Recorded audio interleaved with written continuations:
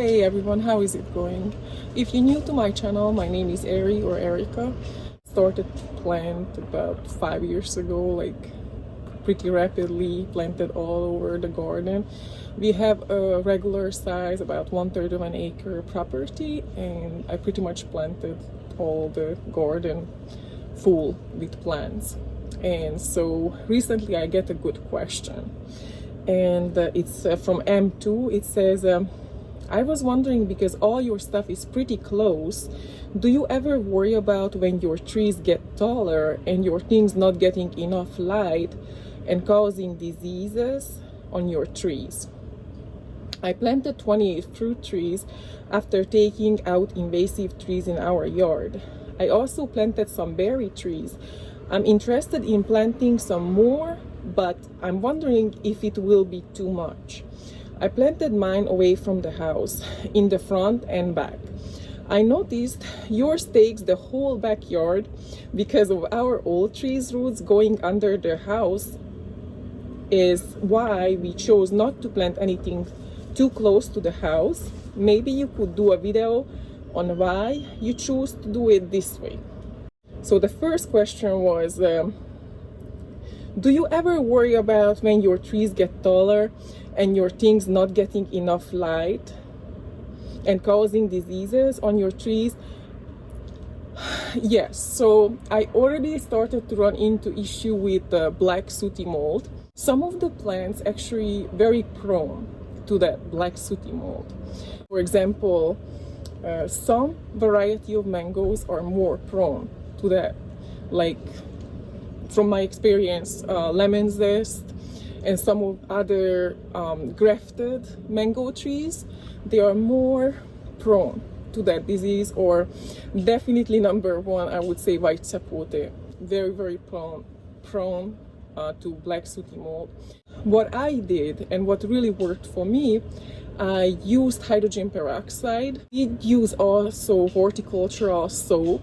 I realized whenever the plants they shade each other out, yes, it can happen. Black sooty mold can happen, but you can help it very well with hydrogen peroxide. You have to mix it. There is a way to mix it. I made a video on that one as well, with water, and then you put that one on the plants. You know, you soak the plants very well. It helped. Like, I don't have any issue like that. No black sooty mold after that. I did it on my mangoes. I did it on pretty much all over the garden. Not all trees had it, but so that's one thing. Yes, you can get into that.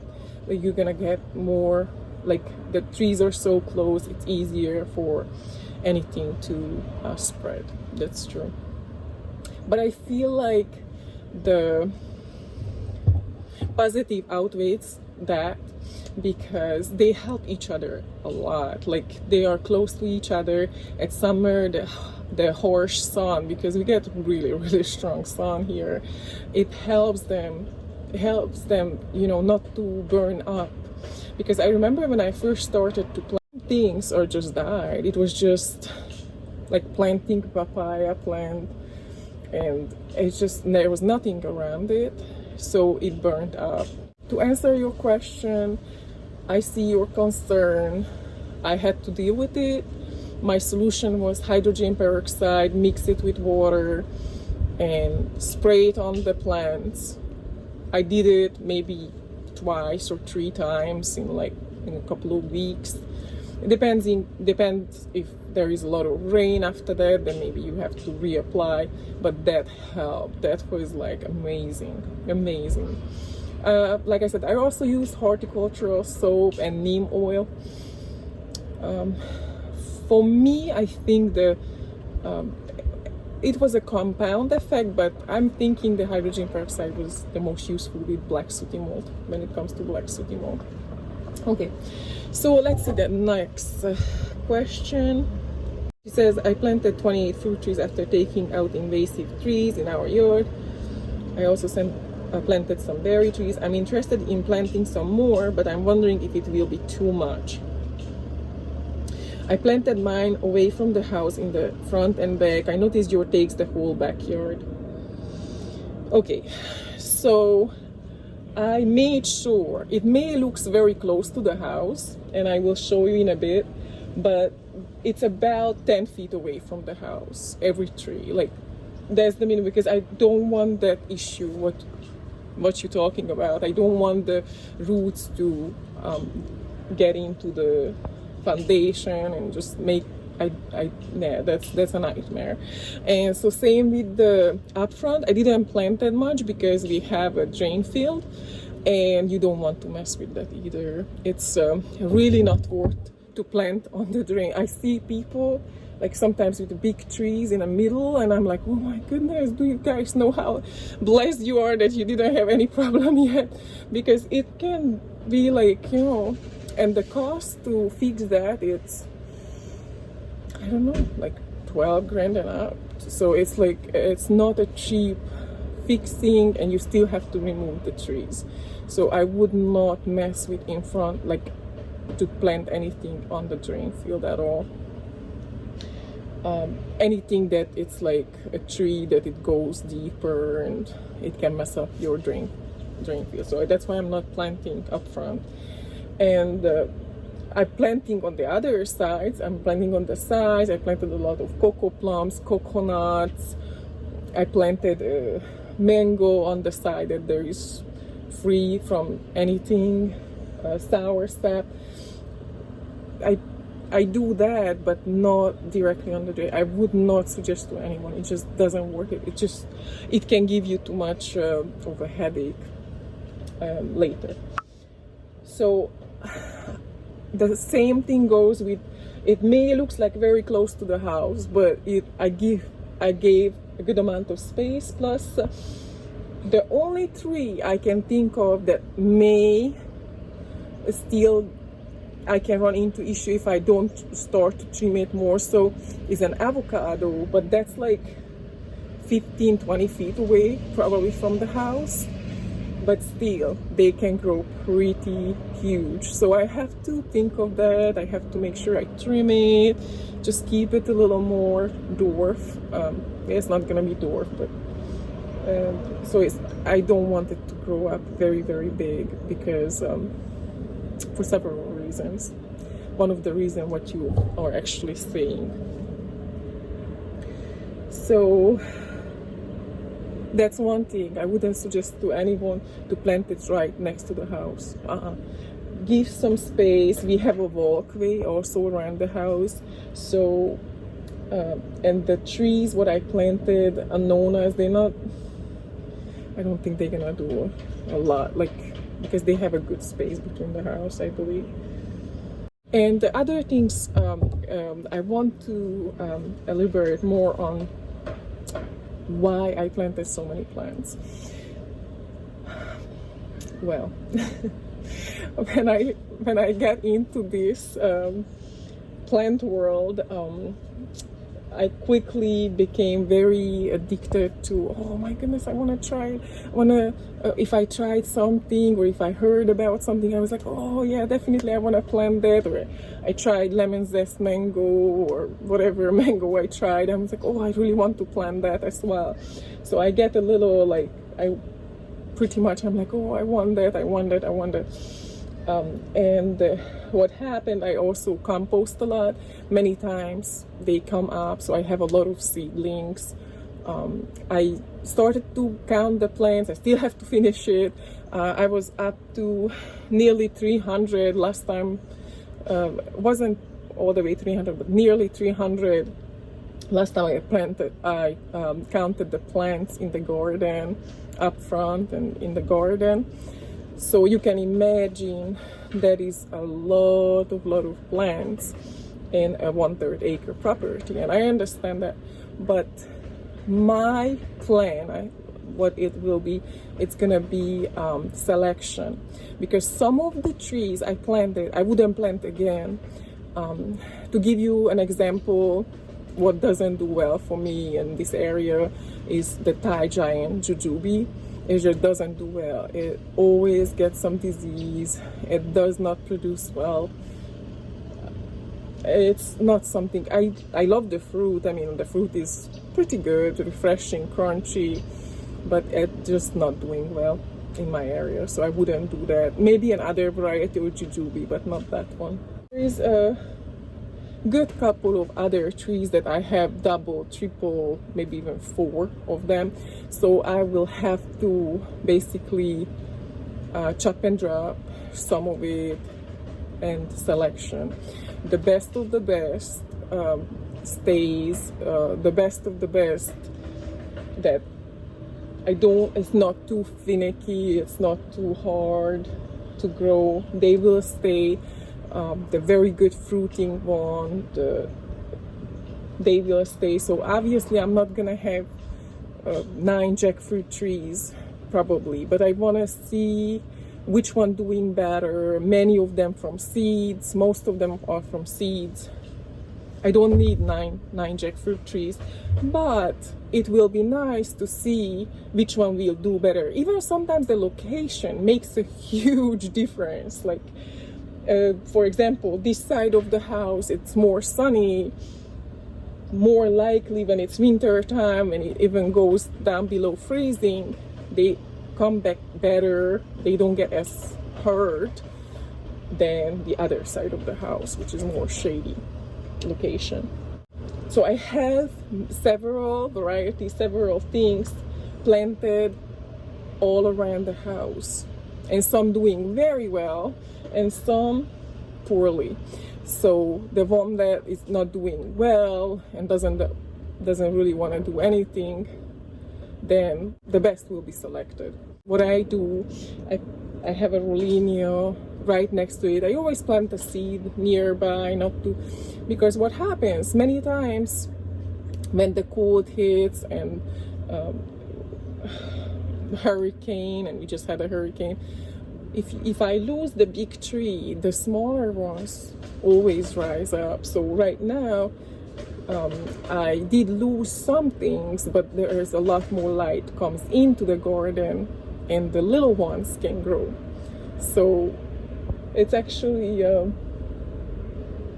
it's regenerating, and this way it may looks like a lot, but to me it makes a lot of sense. Even at the hurricane, I firmly believe they help each other because they are so close to each other. What has better chance to survive, a forest or a loner tree from a big wind? So yes, of course, it's a teamwork. I would say it's a teamwork. They have a better chance at winter time. They have a better chance at summertime. They give shade to each other. Winter time they keep warmer because of course the ground cover and the crowns, and the bigger helps the smaller and so forth. Very happy I started to plant, and I'm learning as I'm growing. So far I know a couple of trees next year that I have to probably chop and drop, and like for example I don't need 4 ciruela, like 4 red ciruelas. There's no reason. 1 is plenty, or maybe 2, so other things can grow nearby, like the ackee tree or tamarind. Or I hand weed the garden. I don't mow. I never like to mow anyway, but my husband used to mow in the backyard, but it's impossible right now, even if he wanted to. So I use ground covers like sweet potatoes, all sorts of plants I grow on the ground: yuccas, chicamas, arrowroot, gingers, turmerics, all sorts of varieties of turmerics, galanga. I like to use up the space what I have. Many times I plant nearby a tree like dragon fruit, and chicama also has to go up, beans. So I try to use up all the space, and I'm using many times the trees as trellises. with passion fruit, Seminole pumpkin, jicama, beans. They can help each other. I can give you a super quick tour what it looks like, and it's all living. The soil, it's full of earthworms, full of roly-polies. I use mulch, I use chop and drop, compost from my own composter, the compost tea I'm using, but my main fertilizer is the chop and drop. I'm using the moringa leaves, I'm using the trees. Like for example, after the hurricane, you see so many people had like so much debris, tree debris outside in front of the yard, but I use it all up. I recompost it. If there is no disease on the tree, I just feed it back to the tree. If there is a disease, you have to destroy that. But if they are healthy, then you just feed it back to the tree. There is no reason to throw it away. There is no reason to put it in the landfill, whatever, you have to take it. So that's one thing. It may, for some, I'm pretty sure it can be looking like a little messy, and I understand that. But for me, I see life. I see like it's not disturbed, and it's just, I can only imagine like the little insects and everything love it here because I don't use chemicals. I don't mow, I don't tilt, I don't do anything really with the land other than hand weed around the trees. You have to do it time to time, and that's pretty. That's a good job. I'm not gonna lie. Like sometimes after like for hours and hours work, you know, you would feel it in your fingers like throbbing by the nighttime. But that's the price of not using chemicals, and I certainly don't want to use the weed killers and all that.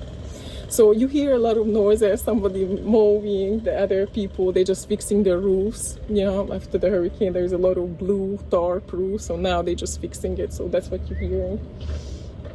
Hopefully you can still hear me talking. So yeah, I have to finish up the counting. I didn't forget about it. It's just I never get around it, but I have to do that too. So finally I know how many trees, and that doesn't mean because I have, I don't know, 9 jackfruit trees, for example, or I don't know how many mango. That's including the seedlings. So that doesn't mean that everything is gonna stay. I think if you don't have a big land, also what you can do, you can make like a cocktail tree. Have several varieties grafted on one tree, so you save your space. That's another way to do it. But like I said, that's my plan, because there is no way when everything grows up, it's too many trees. But many things dies. The smaller one comes up. Depends on the weather conditions, and they just basically it's a circle of life. So that's what happened. Let me show you really quick.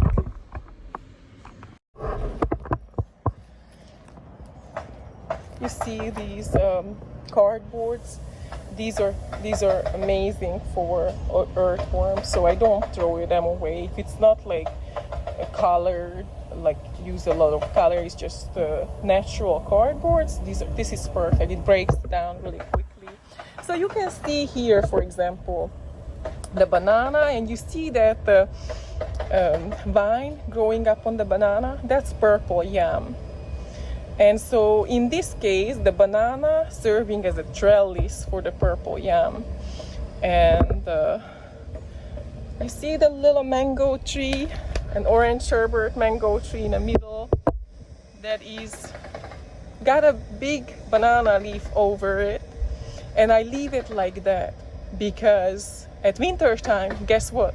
That banana leaf will help with, if there is a frost, guess what? It's gonna be like a little cover over the mango tree. I don't even have to do anything because they help each other. And when spring comes, you know that I will trim it up. I will trim up the banana and I will focus more on the little tree. But for now, it's perfect.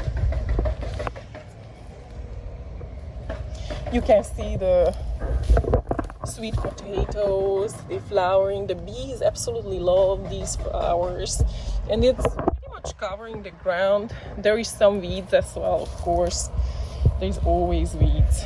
This is Dexter. He's having a rough day, as you can see. Very rough. And so you can see there is the walkway and then there is the tree. So it's about 10 feet or so away from the house, and these are annona trees, so they're not gonna grow huge anyway. It's a sugar apple and they're not, but trees like the lychee, it's all the way down there because they can grow big, and so but I will have to trim them back. Mango, guava, other jackfruit from seedling. And this is, like I said, the closest avocado tree from the house. I will have to trim back the crown, so I will keep them a little more compact. So it's not gonna be a hazard for the house either when there's a hurricane, or it's not gonna fall on the house because it's not gonna be like super tall.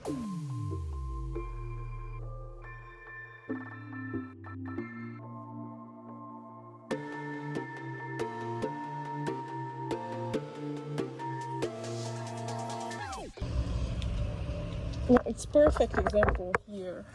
Like I have, you see, compost, sugar apples, sour sap, lots of little trees growing up. But in a case, if the Barbados cherry, which is this one, was ripped out by the hurricane, now there is new trees growing. So they can, now it can be their turn to shine and grow. Jabuticabas. Same the mamey. It's a good 20-25 feet away from the house. So this one is actually pretty close. The achachairu, it grew into it's in a pot, but it grew into the ground. So yeah, that one is too close to the house actually. But other than that, I try to, like, for example, this sour sap, it's good distance from the house, and maybe it doesn't look like on the video, but it is. I planted some veggies and whatnot. Peas are coming up, a lot more seedlings here. So you can see these are pretty close to each other down there, but there's a walkway from the house, so there it's pretty separated, and it involves a lot of trimming back. It involves a lot of trimming. This is brown sugar fruit or sapodilla. The hurricane beat up this tree, but I had to rope it out, just straighten it out. And so you see now it gets a lot more light because a lot of leaves lost from the mulberry. And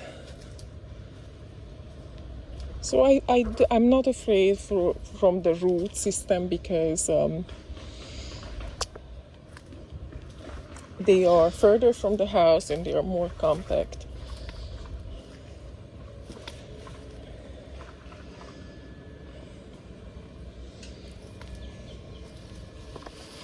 Yes, for example, this one is an abu seedling. and it helps so much. They are very delicate while they are seedlings, so if there was nothing over it the winter time, it may would die. But other plants nearby, everything helps.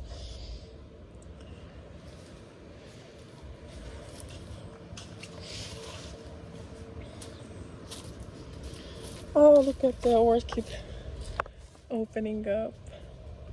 I have orchids all over the garden.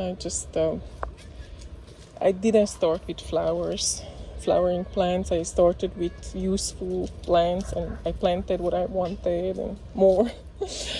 And so after that I was like, okay, what's next step? Make it very pretty. So that's why I have also orchids, and they just grow very well in Florida, so why not? So you will see them hanging all over. Look at the green orchid bee. They love it. Love all the flowers. This orchid bee might be actually pollinating the vanilla orchid as well, possibly. But I do it by hand anyway, because that's for sure. Then it's pollinated. So you see these avocado trees, for example, they are not big yet, so it has to be trimmed all the time. This is popcorn growing. First time I planted popcorn. Chaya, guanepa, Spanish lime, sugarloaf, pineapple. It's pretty big actually. Oh, I use a lot of Mexican sunflower chop and drop. It's very good fertilizer, natural fertilizer. Egg fruit flower buds, egg fruit tree.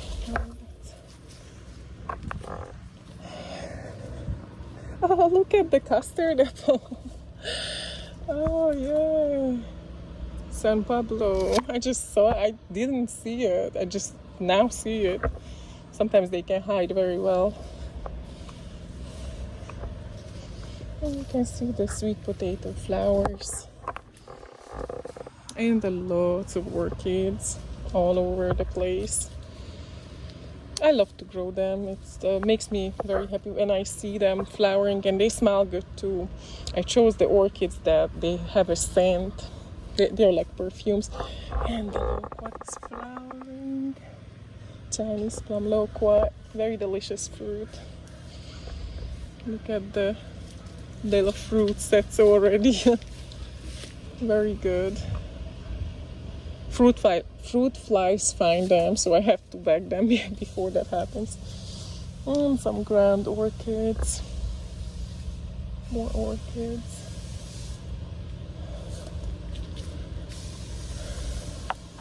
Yellow cacao.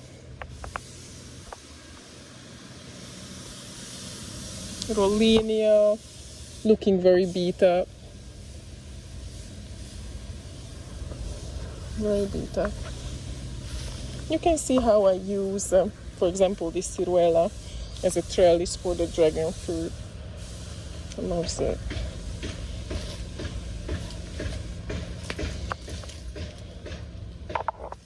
This one is star fruit. Check it out. Bananas. You see, this is a seedling Rollinia, and I had it back for a backup if that one I lose it from the hurricane. That this one will fruit probably in a year or two. Bananas.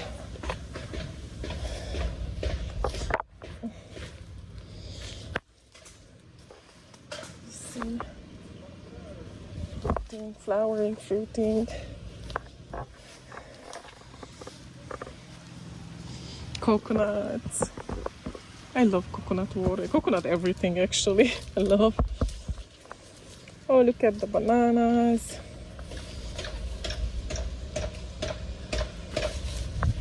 So there is always something ripening. Always. Doesn't matter the time of the year. Always something fruiting, flowering. For example, this one is mango.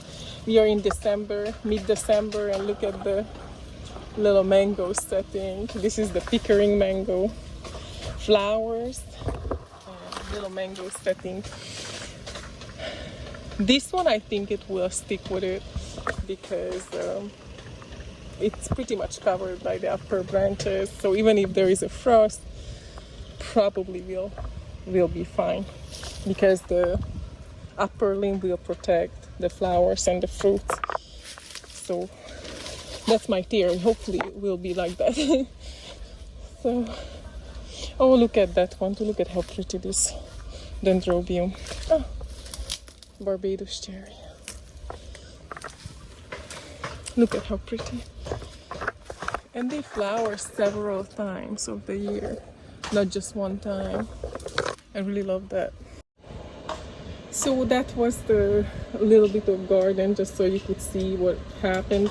And I planted all these in the last, or 90% of it, or 90, maybe 95% of it, the last 5 years. So there was nothing in this garden other than some grass and weed. And now it's like a tropical place. It's not hard in Florida, really, if you want to grow your own fruit and own food. At first, yes, it takes some time to build the soil because the soil is really like just sand and all sort of just not very good soil. But then I added a lot of wood chip, a lot of mulch, and so now I actually have pretty good black rich soil. I can show you really quick.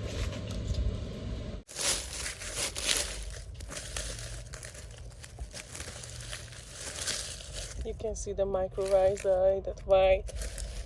They are connecting, they're helping the plants. You can see the little roly-polies all around.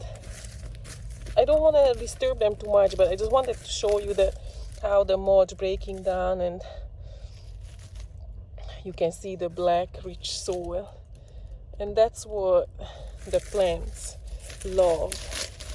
I don't have to use any chemical fertilizer for years because of the wood chip I brought in and all the chop and drop.